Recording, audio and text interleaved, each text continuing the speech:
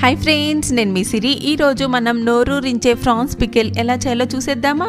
Stove పైన pan పెట్టి marinate చేసుకున్న 1 kg రొయ్యల్ని వేసుకొని మూత పెట్టి 5 minutes ఉడికించుకున్న తర్వాత రొయ్యల్లోని వాటర్ మొత్తం ఇలా బయటకు వచ్చాక ఒకసారి కలుపుకొని వాటర్ మొత్తం ఇంకిపోయే వరకు ఉడికించుకొని పక్కన పెట్టుకోవాలి. తర్వాత స్టవ్ పైన ప్యాన్ పెట్టి 1 cup ఆయిల్ వేసి వేడయ్యాక ఉడికించి పక్కన పెట్టుకున్న రొయ్యల్ని వేసుకొని మీడియం ఫ్లేమ్లో గోల్డెన్ బ్రౌన్ కలర్ వచ్చే వరకు ఫ్రై చేసుకొని